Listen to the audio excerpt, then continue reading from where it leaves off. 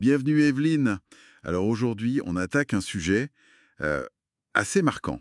Pour la première fois aux États-Unis, les trentenaires, ils gagnent moins que leurs parents au même âge. Oui, c'est une statistique qui fait mal. Vraiment. Carrément. Alors qu'est-ce que ça signifie au juste? On va essayer de décortiquer ça en s'appuyant pas mal sur les analyses de Scott Galloway. Hmm. Il a un regard assez percutant là-dessus. Oui, sur les défis des jeunes générations et surtout sur les stratégies possibles. On va parler du contrat social, ce fameux truc comme quoi les enfants feront mieux. Qui semble un peu cassé là. Voilà, on parlera aussi transfert de richesse, de talent versus passion, d'épargne et puis des relations. Tout un programme. C'est clair que cette idée, ce pacte que la génération suivante vivra mieux, quand ça marche plus, ça crée un mélange de honte, de colère. C'est fort. C'est ça. Et Galloway, lui, il va plus loin que les explications habituelles, genre la mondialisation, la tech. Ah oui, complètement. Pour lui, il y a des causes plus profondes, des choix politiques en fait. C'est-à-dire Il pointe des politiques fiscales, sociales, qui ont activement, organisé un transfert de richesse. un transfert des jeunes vers les plus âgés. Exactement. Pense aux avantages fiscaux sur les emprunts immobiliers ou sur les plus-values boursières. Ça profite à qui? Surtout à ceux qui ont déjà des biens, des actions. Donc plutôt les générations précédentes. Voilà. Pendant ce temps, les jeunes, souvent locataires, qui vivent de leur salaire, ils sont moins concernés par ces aides-là. Et puis, il y a eu les plans de relance post-Covid, par exemple. Oui, Ça a fait grimper le prix des actifs. Donc, jackpot pour ceux qui en avaient déjà. Ils parlent même de stratégie du rejet. c'est un peu fort comme terme, non? Peut-être, mais ça illustre l'idée. Pense aux admissions hyper sélectives dans les grandes facs ou aux règles d'urbanisme qui limitent la construction. Ça freine l'accès pour les nouveaux, quoi. D'accord. Le constat est assez rude au niveau collectif. Mais bon, Galloway ne s'arrête pas là. Il propose des pistes individuelles. Et son conseil phare, c'est oublier la passion, chercher votre talent. Ah, ça, c'est très lui, ça.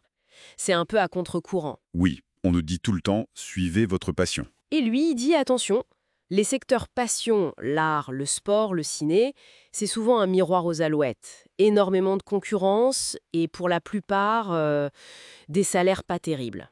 Ok, alors on fait quoi? Son conseil, c'est RIB. Trouve un domaine où tu as le potentiel d'être vraiment excellent, genre dans le top 10% en 10 ans. Et, point important, un domaine qui embauche. Et la passion, elle vient après. C'est Libye. La maîtrise, la reconnaissance, les récompenses financières, c'est ça qui peut générer la passion. Il prend l'exemple de l'avocat fiscaliste, ça fait pas rêver a priori, Non. mais si tu excelles, que tu gagnes bien ta vie, que tu es reconnu, tu peux finir par adorer ça. Ça demande du boulot par contre. J'imagine. Bosser dur, être résilient. Oui, résilient face au rejet. Il insiste là-dessus. C'est nécessaire pour réussir, que ce soit économiquement ou même, dit-il, sentimentalement. Et puis s'entourer. Avoir des conseillers fiables. Et il n'est pas fan des side hustles, ces petits boulots à côté. Non, pas vraiment. Pour lui, la vraie sécurité, ça vient en se concentrant à fond.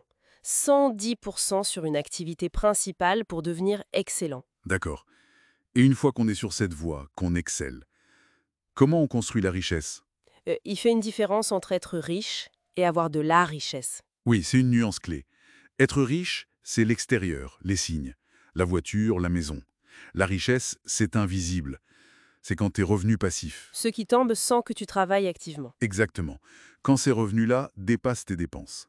Et ça apporte une sérénité, une vraie sécurité, qui n'a rien à voir avec le stress du gros salaire qui part aussi vite qu'il arrive. Alors comment on y arrive? La fameuse épargne? Oui, mais surtout l'épargne forcée.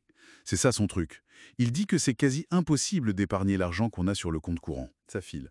Du coup, il mise tout sur les plans d'épargne entreprise, les prélèvements automatiques, même petits, vers des comptes d'investissement. C'est l'effet cumulé qui est dingue. Les intérêts composés. Voilà, des petites sommes, mais investies tôt et régulièrement, ça peut devenir énorme à long terme. Et l'immobilier dans tout ça? Le rêve de devenir propriétaire? Et nuance beaucoup. C'est plus forcément le Graal universel, surtout dans les grandes villes où c'est très cher. Parfois, louer, c'est plus malin financièrement. Ça dépend vraiment de la situation. Ok. Donc trouver son talent, bosser, épargner de façon disciplinée. Mais au fond, pourquoi on fait tout ça? Quel est le but ultime, selon lui? Ah, le but ultime. C'est pas l'argent pour l'argent, c'est se libérer. Se libérer l'esprit pour se concentrer sur ce qui compte vraiment, les relations humaines. La sécurité économique au service des relations. Exactement. Il le dit cash. Le stress financier, c'est un poison pour les couples, pour les familles. C'est une cause majeure de conflits, de divorces. Donc, atteindre une certaine sérénité financière, ça permet de mieux aimer en quelque sorte. Ça permet en tout cas de préserver et de nourrir ces liens. Ça libère du temps mental, de l'énergie. Et ça passe aussi par la communication sur l'argent, j'imagine, souvent un sujet tabou. Absolument. Il plaide pour une transparence totale dans un couple. Partager les chiffres, faire un budget ensemble, discuter régulièrement. Ce qui casse la confiance, dit-il, c'est moins les difficultés que les surprises, les non-dits. Être sur la même longueur d'onde financièrement. C'est ça. Ça réduit l'anxiété, ça solidifie la relation. Ça permet de faire front ensemble. Bon, si on résume, le contexte éco est certes plus dur pour les jeunes, c'est un fait. Mais l'action individuelle, elle compte toujours. Oui. Trouver son domaine d'excellence, épargner intelligemment, viser la richesse durable, pas l'apparence. Et tout ça, au final, pourquoi? Pour se donner les moyens d'investir dans le plus important, nos liens avec les autres. Voilà. La finalité, c'est la qualité des relations. Pour finir, il y a une pensée de Galloway que je trouve assez puissante Oui. sur l'importance de se pardonner. Surtout quand on est jeune, la vingtaine, la trentaine, on fait des erreurs. Oui, c'est important ça. Il rappelle qu'à la fin de sa vie, un des plus grands regrets qu'on puisse avoir, c'est d'avoir été trop dur avec soi-même. La vie, c'est pas tant ce qui nous arrive, Hmm. mais comment on y réagit. C'est ça.